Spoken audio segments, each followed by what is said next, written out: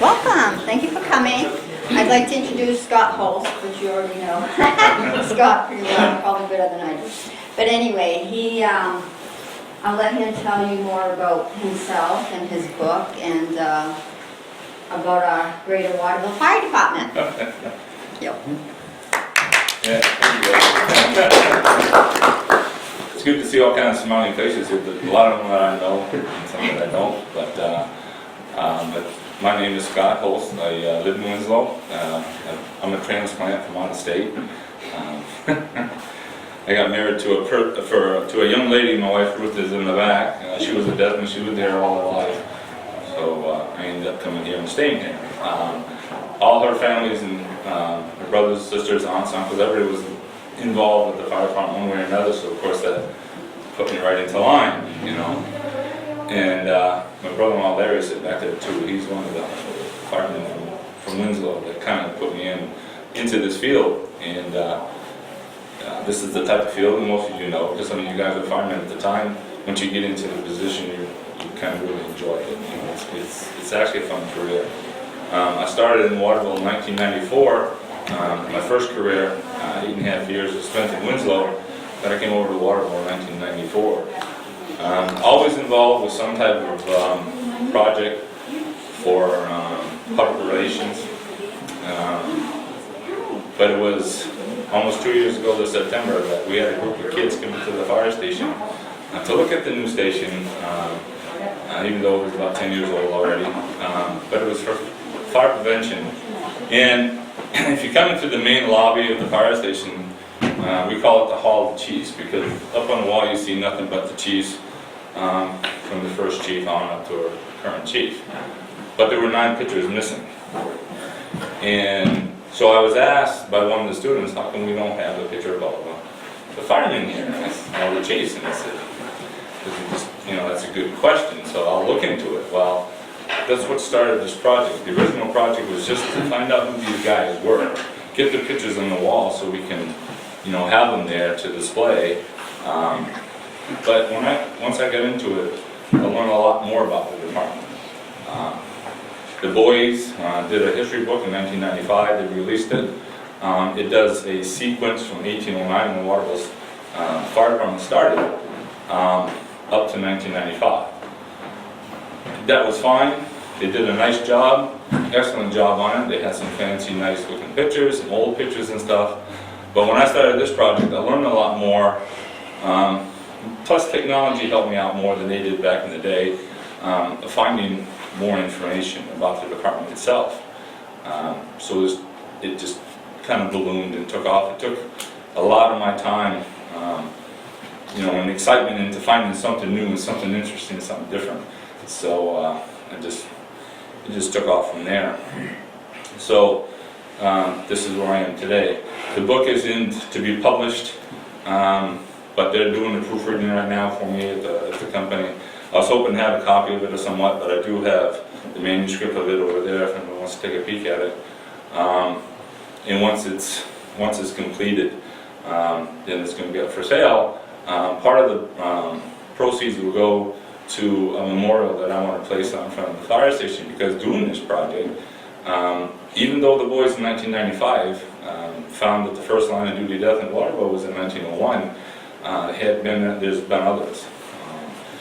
Plus, we've had firemen die while still on active duty and stuff like that. So, I want to do something special to get something out front of the fire station for these guys.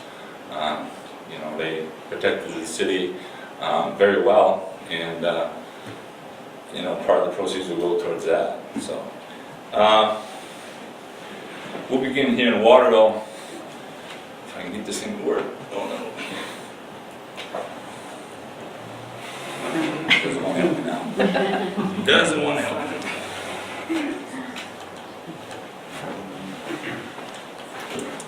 Sorry about this.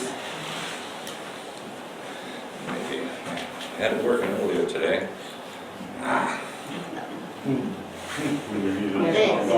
Alright, let's do it that way. As you know, Waterville became a city later on in its early history. It was actually part of Winslow at one point in time. They broke away in 1802. And of course, everything back in those days was built of wood. And in Waterville's downtown area, everything was made of wood. As you can see, a lot of the areas were unpaved. So it was kind of tough on the boys back in those times. Waterville, I find out doing this book too, it has an interesting history. If you can sit down and look at Waterville itself, and you find out that it's a very interesting and old city. When Waterville began in when the fire department began in 1809, they didn't have fire chiefs, they had fire wardens. And fire wardens when a fire broke out, they would get people together. And people would, to this day, know what a bucket brigade is, where you have a source of water and you call on your citizens to, come and assist you. You have two lines. You have one line getting the water to the pumper, and then you come back with an empty bucket and just keep on going to your water source. These were the trumpets. They called them trumpets back in the day. That's what the fire wardens would use to bark out their orders to the guys and the citizens, because back then a lot of the citizens are the ones that they look for the help, because every citizen in town was told they needed to have a fire bucket. Now those fire buckets there belong to the Historical Society in Waterville. They were actual fire buckets used here in the city back in the day. And what they would do is everybody would grab their bucket and help out. This Hunterman pumper here is Waterville's pumper that they purchased in 1838. According to the tab on it, it belongs to the Cigna Company, and it's stored in New Orleans Fire Department. And I contacted them. I know Louis King out here in the audience here has also talked with them and stuff, but I had recently, the picture on the back there that Louis stated in 1999, so here it is 2014 when I talked to them, no interest in selling it back to us. So what this is an old-fashioned, of course, pumper. When they just pour buckets of water in there, and the guys would, pump the water through hoses and stuff onto a fire. Back in them days, firefighting was all exterior firefighting. Nobody ever went inside. And then later on, no, it ain't gonna work for me. Later on, Waterville, we'll show the pictures here.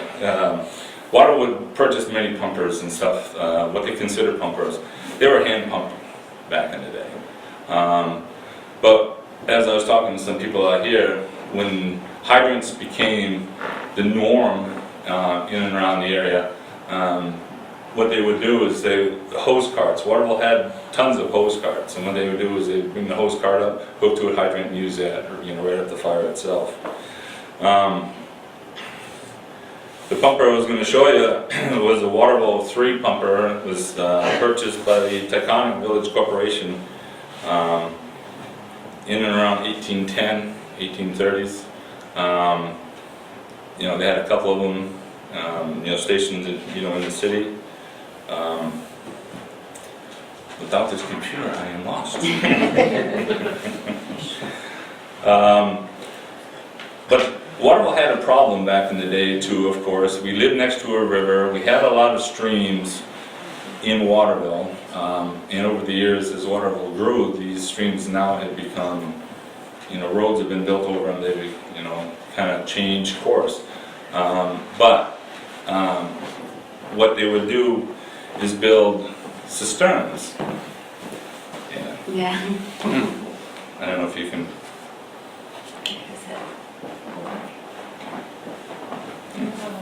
There you go. This is the Iconic 3. This one here is owned today by the Ellsworth Fire Department. They own this one here. The silver trumpet I was talking about is pure silver. It's owned by the Waterville Historical Society. They have 4 of them because the Waterville 3 hand top used to go to muster events, and to win then you would get a silver trumpet. And in 1854 they won 4 of them, and it's over at the Historical Society. Waterville 3 was sent away in 1891 to Newton, Massachusetts, and I haven't got any information on where it's from there. No one's ever contacted me back about that engine, but the Titanic up here is now owned and by the Ellsworth department. So, Eric, can you go to the next one? This is the cisterns. Now, cisterns, or as you may call them, reservoirs too, were big holes in the ground that the city would build, and they would build it, like a big swimming pool, and it held so much water. And what would happen is, if there was a fire, then this is where they would get their water from. They would take the giant pumpers by hand, run it by hand by the men, go to these certain places throughout the town where they were built, throw their suction in and start pumping water out. And then with the advent of hydrants coming in, these were still being used, but of course, as they could put hydrants in, they did that. The last cistern that they had actually got rid of, filled in, and took care of was in 1984 down here Main Street by Common. When they were reconstructing Main Street, they came across it, forgetting it was right there. But they were throughout the whole city. And these right here, these are just a few of them. The next one. Waterville was to advance around 1884 when they purchased a steamer from the Button Steam Company from out of New York. It was originally purchased for $3,500, and it left Waterville in 1957, and they sold it for $250 to a company in Massachusetts. And go to the next picture there. The steamer today is in Holt, Maine, being refurbished. When I started this project, I got a couple emails that were kind of very interesting to me, and I was very kind of excited about it. And we did a lot of research on the steamer, because this steamer, when it was found in Pennsylvania, it didn't have any markings on it. There was no plates, no nothing. But the pictures that I had, in matching it up with what we had down in Hope, Maine, was Waterville steamer. The steamer is owned by a gentleman in Ohio, and when it's completely finished sometime this year, it's going to come back to Waterville only for photo opportunities, and then it's going to head on to Ohio to be in the museum. But you notice the FC there on the back of it. When the steamer came in, Waterville 3 was disbanded. Now, and the firehouse at that time was located on Silver Street. As some of you could remember the old Morning Sentinel building, if you were to stand at the front door of the Sentinel building and look towards what used to be Stiegel's, I don't know where it is now, over in that area, the firehouse sat right there. That was Silver Street Station. This apparatus moved into it, and they created a whole new fire company. And they named it after Frederick Charles Thayer, who, as you notice the last name, it was Thayer Hospital. He was the doctor in town. That lasted for about 6 years, and then they removed the FC Thayer from the name, just called it Steam Engine Company, #1. So when I gave it to the gentleman in Ohio, he had to have a Thayer put on the back of it, which is fine, because that's how it came in. So, the next one.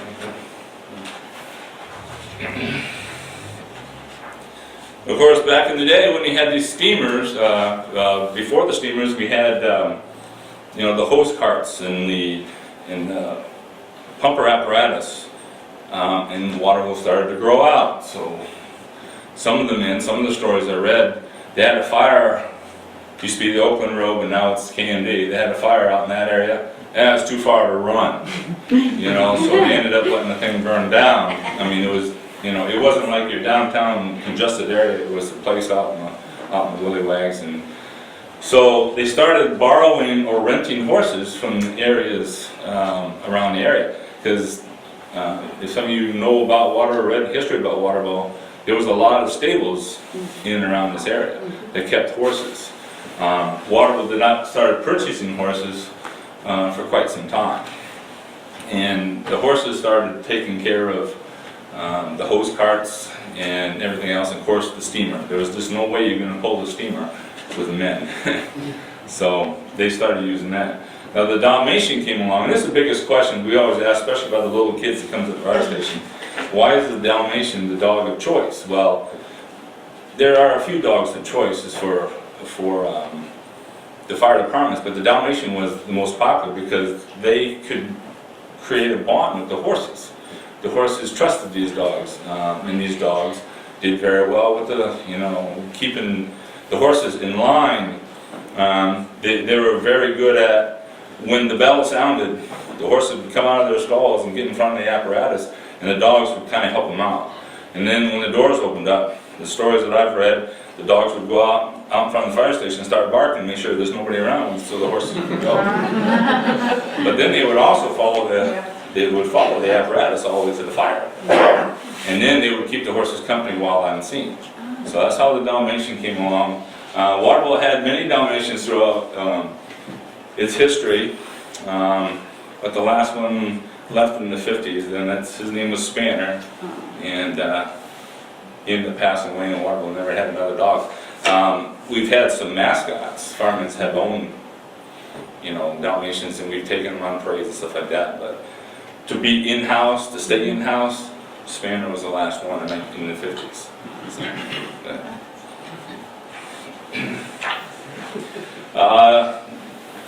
This photo here, basically I wanted to show is some of the apparatus that Waterville had, pulled by horses and stuff like that. In these firehouses, if you want to go to the next one there. And Waterville had many firehouses throughout its history, and the book has every single one of them where they were located. This one here, I don't have a picture of the one that was on Silver Street, even though I do have pictures of it, but I didn't get one put on here. It was torn down during urban renewal. When they were doing urban renewals in the 60s, it ended up getting torn down. But these two fire stations were on Main Street, and just basically right behind us over here, were somewhere between TD Bank and the post office. That's where these two were held.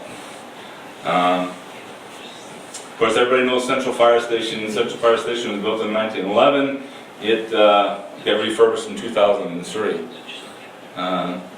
Hose 3, Engine 3, Water Street, that still exists today. It's still down there on Water Street. It's a single-family home now.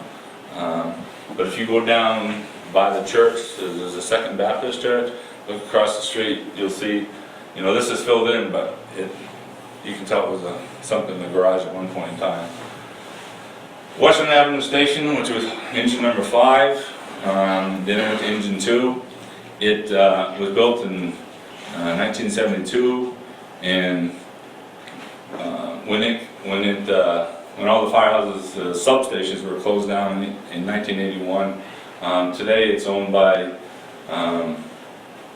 a LaCroix family, and I don't know exactly what they're going to do with it, but it's owned by them. This one here is the Taconic Street Station, station number 4. It's still there today also, Taconic Street, but it's owned by the Waterville Social Club.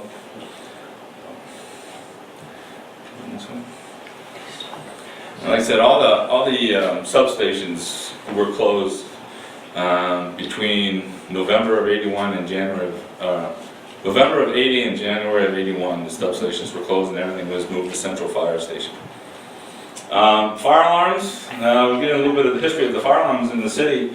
Of course, back in the time, we didn't have all the electronics and stuff like we do nowadays. So the city relied on the churches in town. Second Baptist Church, the Lutheran Church up on the point over here, St. Francis.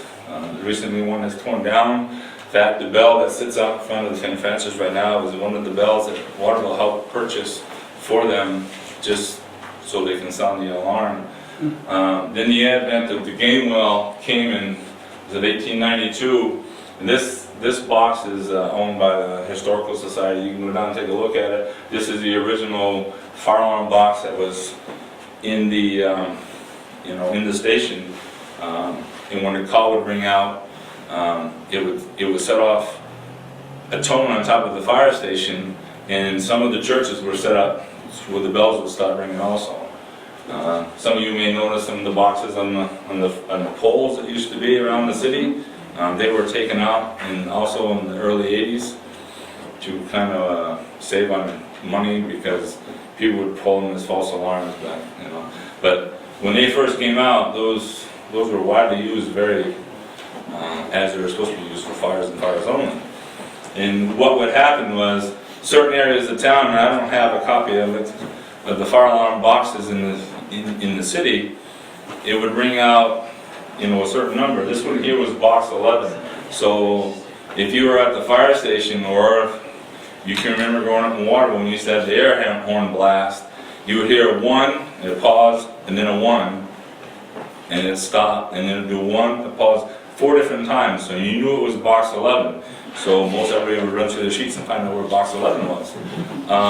And then they knew where the fire was, basically in that area.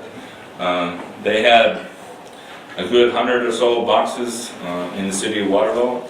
Today we still use this system, except there's no box anywhere in the city on poles. The only fire alarm that taps into the station are those who connect to the fire station for businesses or schools.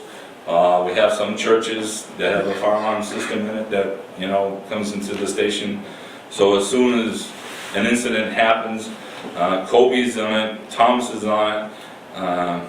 Like the other night, we got box 411 come in, and it taps in, and at 3 o'clock in the morning at 411, I knew it was Thomas College because we go there quite a bit during the school times. So that's how the fire alarms came to be in this area. And like I said, it still rings into the station as it would be back in the day. Yeah, other than it's more of an electronic sound. Some of us old guys remember the old fire station when they used to ding in, it was bells. And the tape, because if you miscounted the bells, you could look at this ticker tape machine that was running, and you could see where it was punched 4 times, once, and then it was a pause, and you see it 411, so you knew the box number, even if you get up in the middle of the night, you can't remember how many numbers you were counting there, so.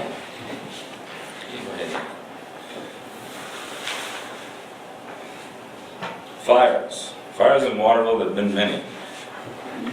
The thing I want to say about the fire department, and it kind of gets me choked up a little bit, only because Waterville went to assist Bangor in 1911 when Bangor had a huge fire, and it lost everything downtown. Ellsworth, the reason why they purchased the Titanic 1 from Waterville was because their city burnt down, and all the fire apparatus burnt with it. So they purchased the engine from us so they can replenish their system. There have been many cities in the state that had lost their downtown big city area to fires. Waterville, at the beginning, I told you, was built out of wood, and as their buildings burned, they replaced them with brick buildings. Waterville's never, in its history, ever lost the downtown area. Back in the day, they would fight fire by just running into the buildings at times, and eat a lot of smoke. Nowadays, OSHA would get on us if we did that. Yeah. You have to be completely dressed from head to toe with an air pack before you can enter the building, or even standing outside of the building. Back in the day, they used to put firemen inside, and those guys would just eat smoke like there's no tomorrow. And Waterville never lost its downtown area. And that's kind of a thing with me, because, you just look at how the way they fought fire, and they could have definitely lost it, just like Bangor, just like Ellsworth, and a lot of the other communities. But Waterville has, even to this day, the people in Waterville are dedicated to their town, their city, and they'd do anything for it to keep it up and running. But the fires, these pretty much all depict the fires downtown. Yes, they had a lot of fires on the outskirts of town, but I picked some of these pictures only because it's downtown. And some of you can remember some of the bigger fires. You know, like the Haynes Theater down here when it burned in 1967. Even this place in 1959 had a huge fire. And it, you know, the citizens came together and put this beautiful building back up again. But they had, you know, many huge fires. Let's see what someone else in here. Yeah. Go ahead and do the next one, okay. Now, come along with fires, yes. You have your fatalities. Those one things, I've been doing this firefighting business since 1982 and never wanted to see a fatality, only because it's something that, you know, we were hired or volunteered or whatever we did as firemen to do to protect the citizens.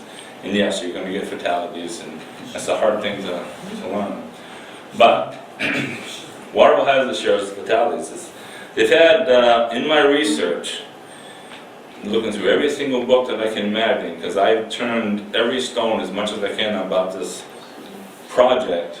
Waterville's had 44 fatalities. Starting in 1854 was the very first fatality. And some of them have been pretty bad.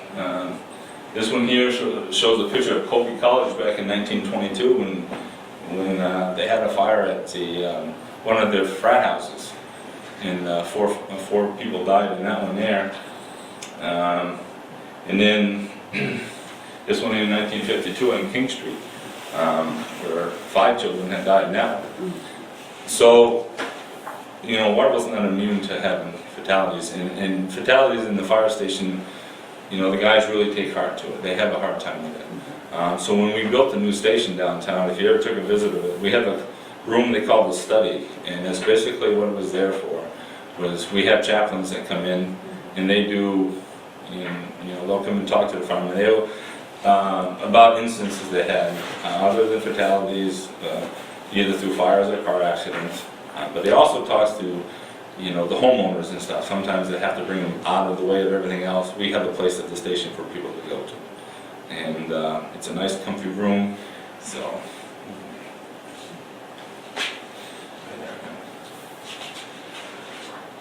And like I said about the fire chiefs, back in the, when they first began, they were known as fire engineers.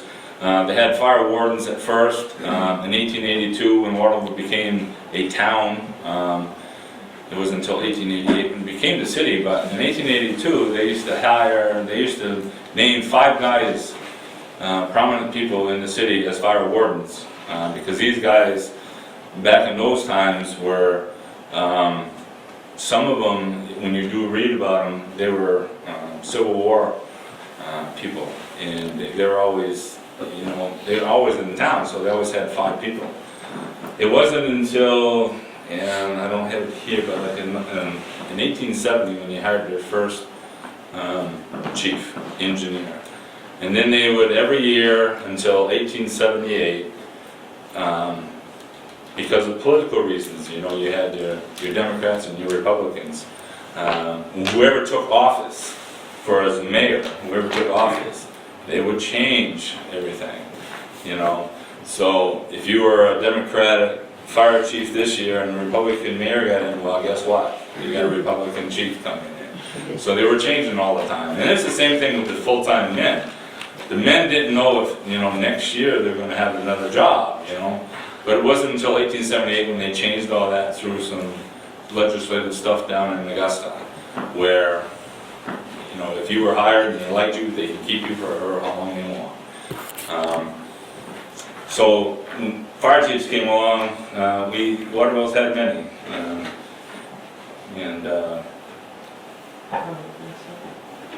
but they also had,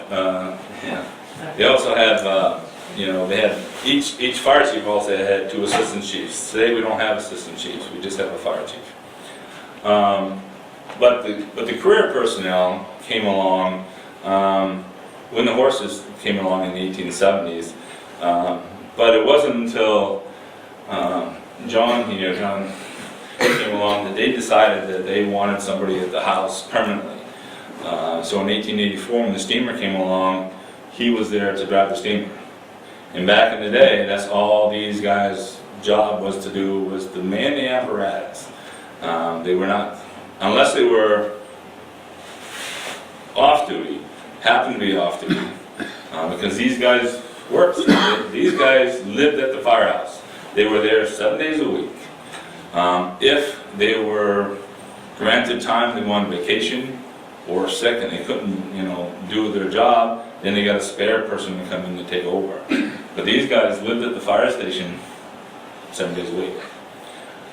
It wasn't until in the 1920s and 30s when they got away from that and they started creating shifts and things like that. Today we work a 24-hour shift and we have 48 hours off. So tomorrow I go into work, I don't have to go back until Thursday. But back in those days, all their job was a driver, and that's what they called them, drivers, and that's all they did was man the truck. They didn't fight any fire at all. It was your others that came in to fight the fire. Waterville has never really been truly a volunteer fire department.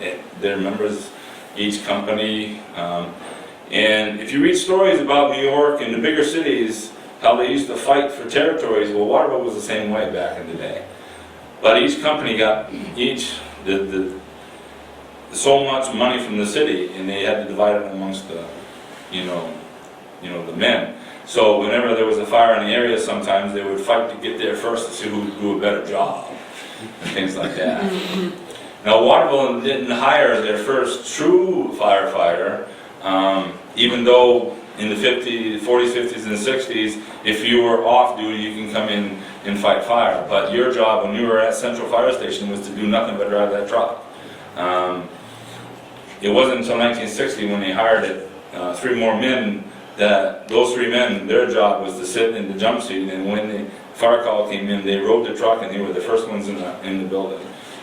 They were called tailboarders, because they would do the fun job. They used to stand on the back of the truck and ride it to the fire scene. So those are the fun times. But nowadays, we drive up to a fire scene.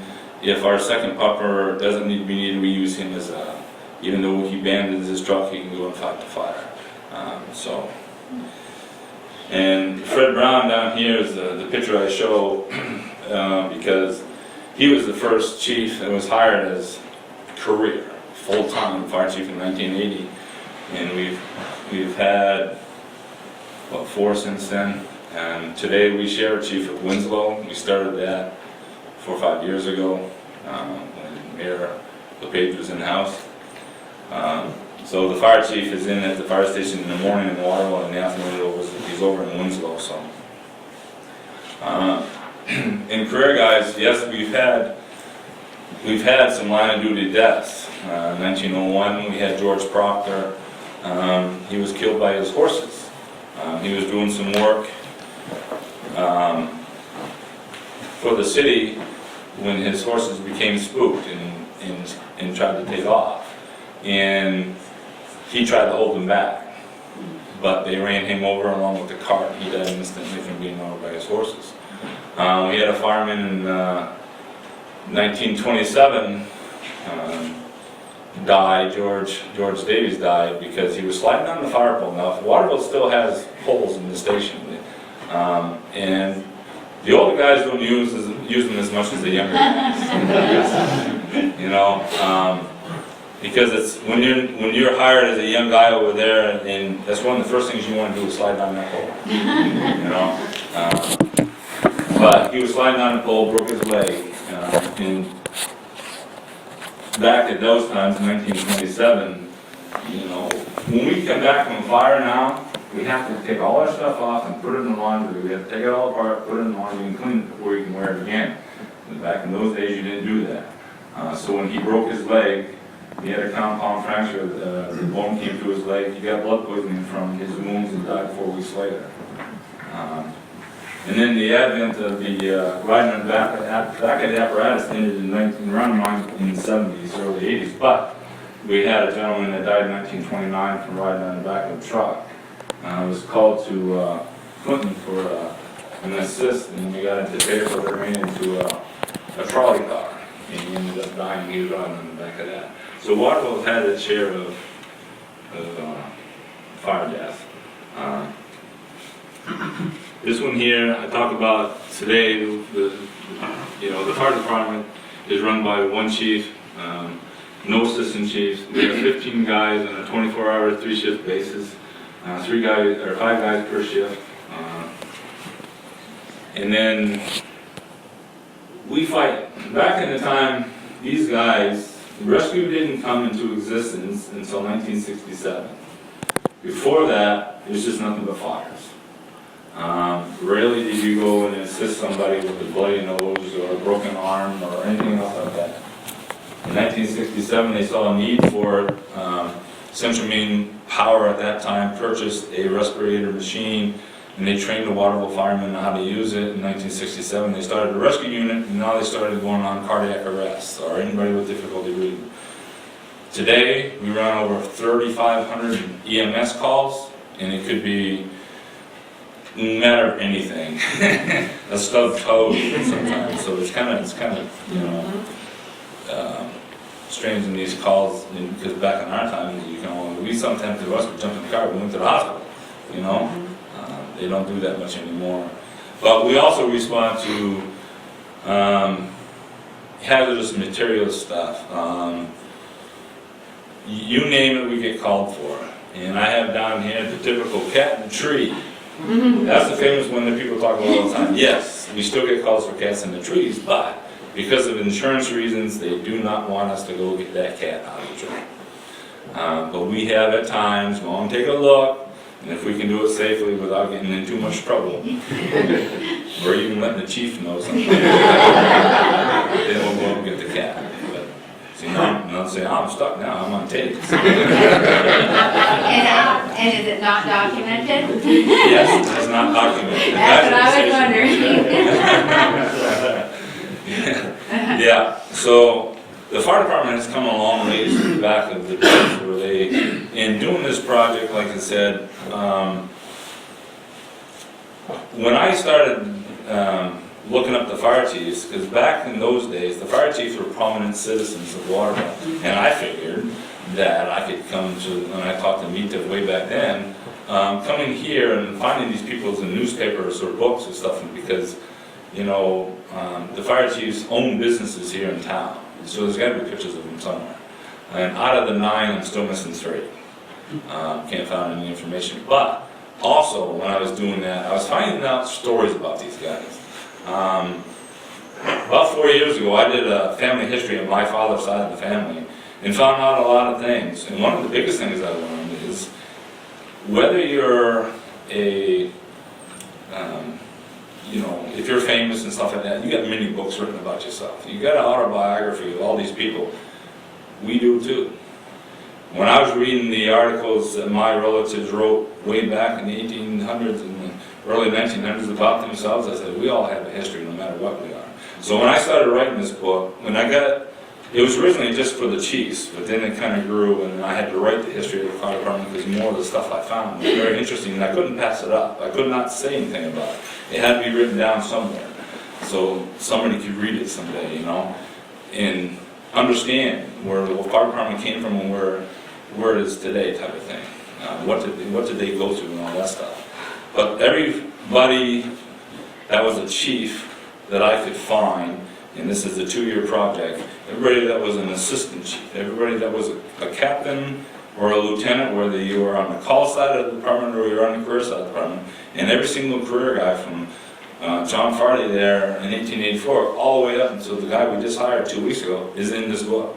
And everybody has a little bio about themselves in the book. So you will get to know these guys, It would have been nice to do everybody, but your firefighters that stay the longest usually become officers. So that's why the officers are in the book. There have been a lot of firemen that we had at the station that were never officers, but I don't have them in the book because there's thousands of them. Waterville's had so many good people come and they go.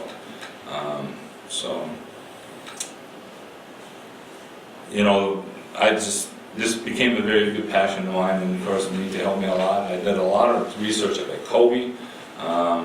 And back in 1995, when the boys did the first history book, they did it in chronological order. They started in 1889. This is what happened. In 1810, this is what happened, all the way down. This book is a little different. It gives you, yeah, it starts from day one, but it explains a lot of the stuff. All the stories that I found by sitting behind a computer at Kobe and finding out things. I know Louis King and some of the guys used to go to Kobe and go through the microfiche machine. Today, what makes it nice up there is you can go sit behind the computer and you can type in fire, and it'll give you every single article about Waterville that had fires. So I can go in there and find them. I didn't have to look through every single paper. When I did the early 1800s, I loved it because the papers came out once a week.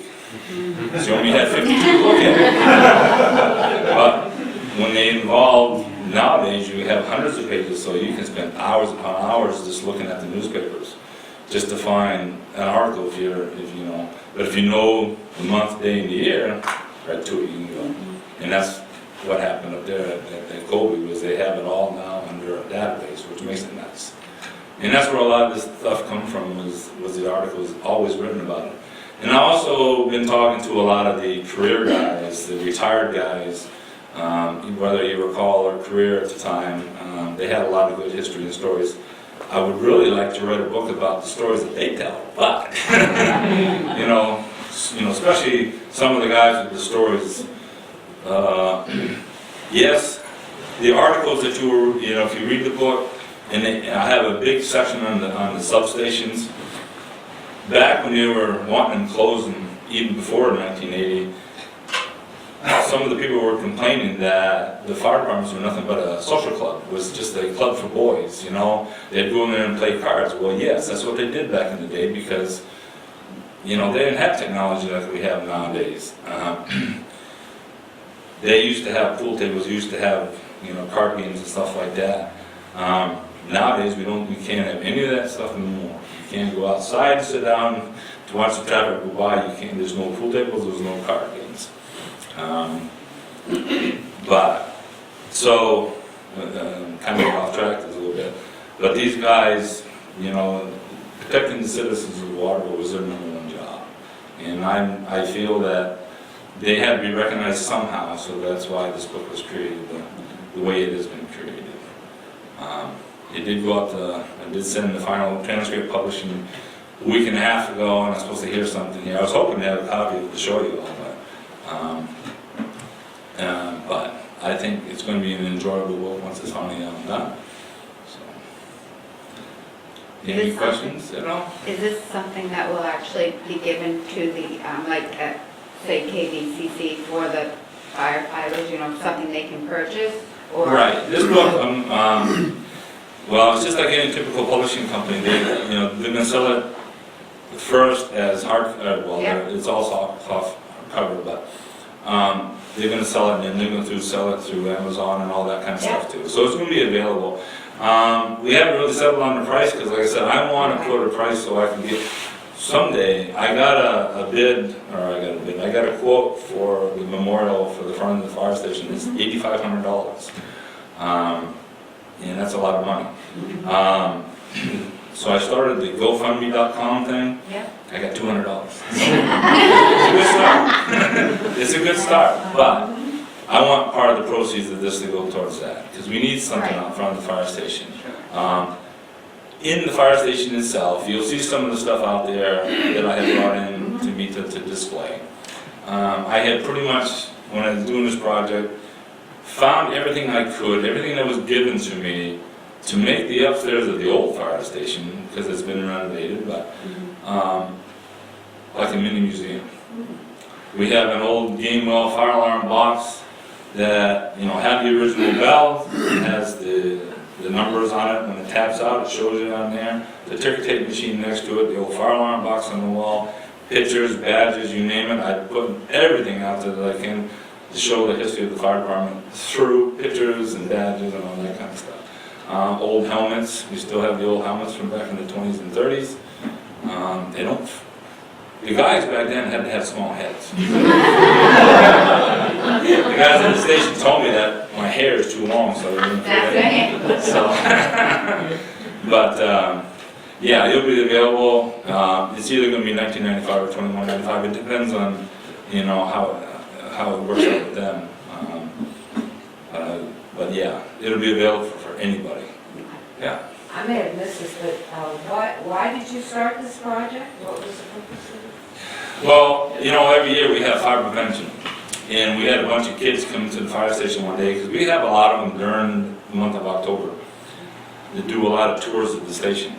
And in the new station, well, it's in the old section, but when it was renovated, we have our main hallway now, and it has fire chiefs from Willoughby Arnold, which I found was not the very first fire chief. He was actually chief number 5. From him all the way up to the current chief of David LaFountain, up on the wall. Well, there was 9 pictures missing. They were frames, but no pictures. So the kids asked me, how come we don't have those pictures? And that's what started this project. I got a hold of the library here, and they contacted me and met me up with Mita here, and sat down behind some old newspapers and stuff and took off with it. And while looking for these fire chiefs, finding out, you know, who they were and their pictures so I could get them up on the wall, I found articles about the fire department and some of the stuff that they went through, and then it just bloomed from there. And it became a big passion. I spent many hours away from home, and my wife back there really could tell you. You know? But the good thing about wintertime, in the summertime, when I'm off duty, I run my own lawn care service, so I didn't get a whole lot of time into doing the researches in the summer. I did as much as I could, but in the wintertime, I spent, you know, many hours. People at Colby, the ladies at the Colby Library know me very well, you know, so, but they're a big help up there. Their special collections room, if you ever had a chance to go to Colby, visit the special collections room, because they have beautiful stuff up there. Same thing with down here at this Historical Society. They have it's very interesting down here.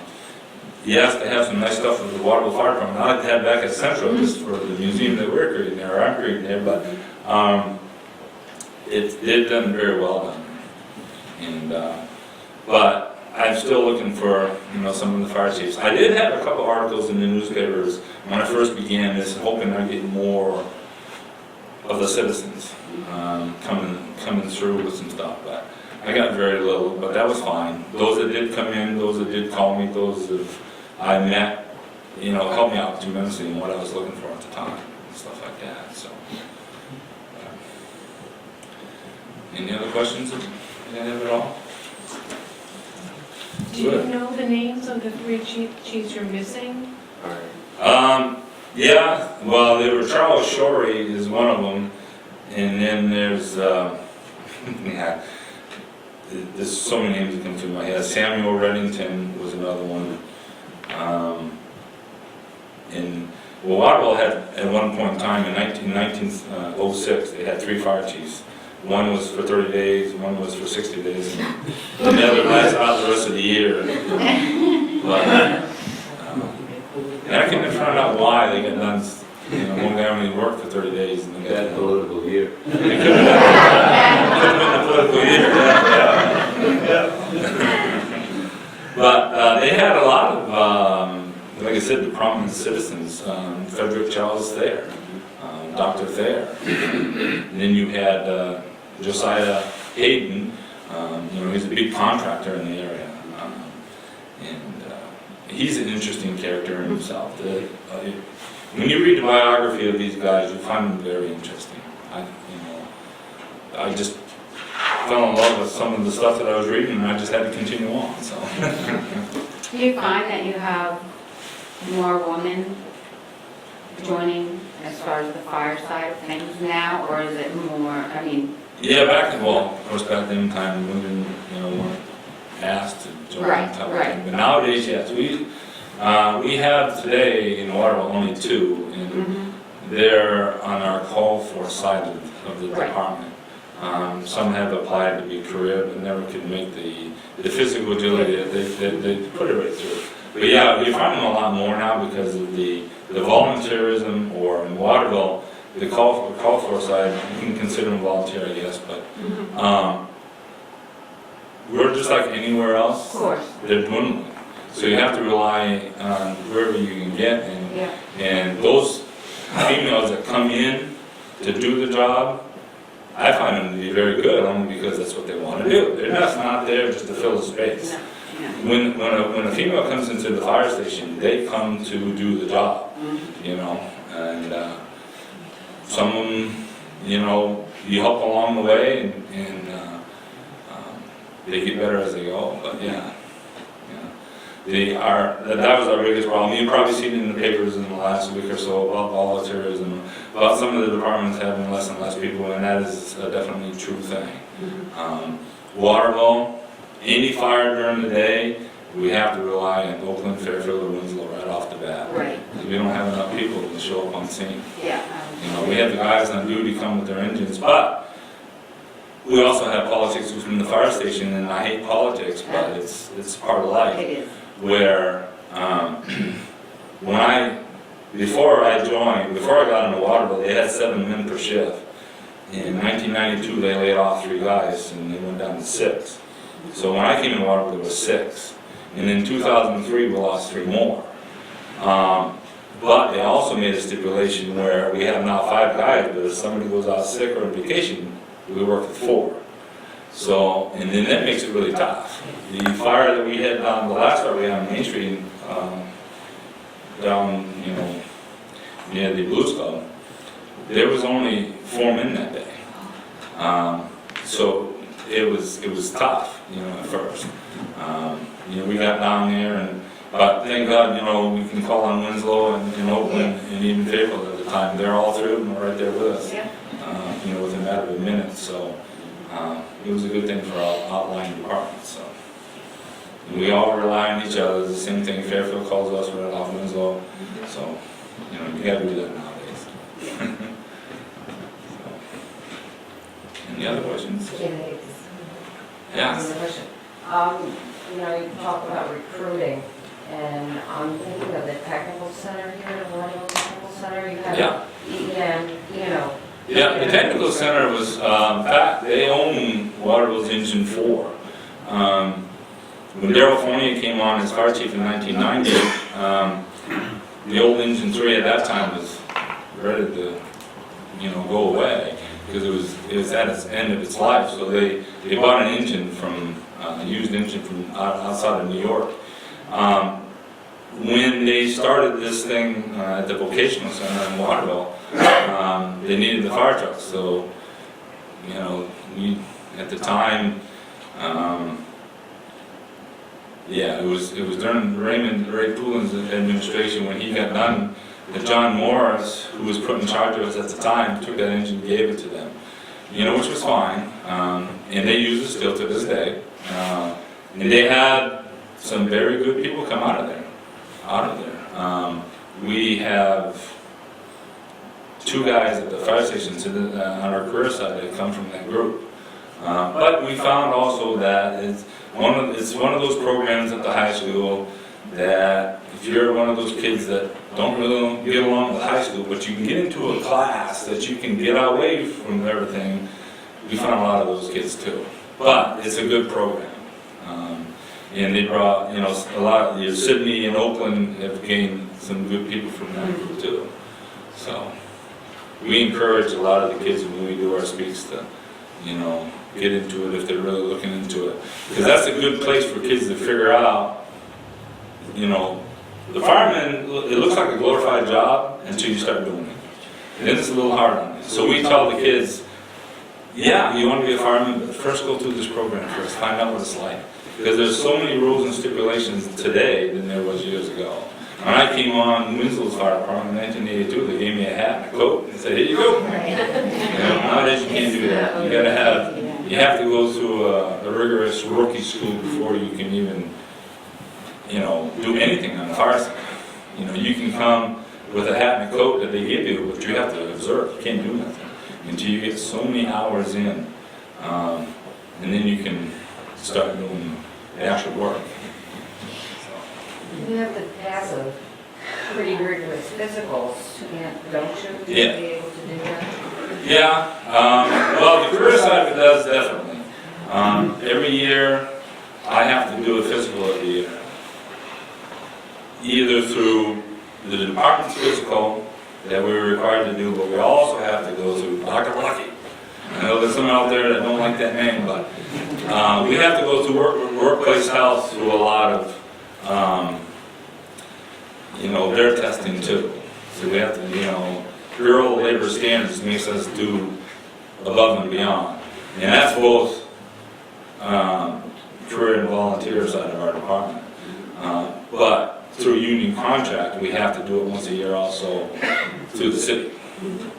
Yeah, and whenever, a lot of your volunteer fire departments don't make you do a physical type stuff to get on their department. Waterville doesn't either, but their call for side of it, once a year we put them through a, I don't know what you call it. You put them through the paces as if you were getting to be a career guy. You have to climb the ladder, you have to do all kinds of stuff, But it's not a pass or fail type of thing, what I mean? You can get through it. If this guy takes 10 minutes to do it and you do it in 20 minutes, it doesn't really matter. It's that you got to do it. So, but yeah, it's a lot of physical work compared to what it was years ago too, because the gear in itself weighs quite a bit. The pack itself weighs quite a bit. And the stuff that you have to carry. Nowadays you have thermal imaging cameras. You always have to bring a tool with you, or you got to bring a line in with you, and then it's a singer's job. So, yeah. And the air pack you wear in your back, they got it up to an hour,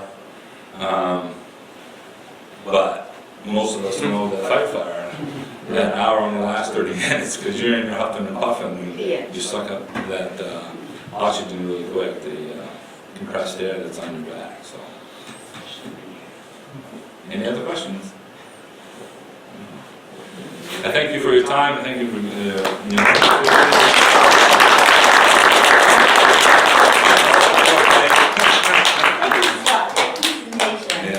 Very informative, and again, I thank you all for coming and appreciate it.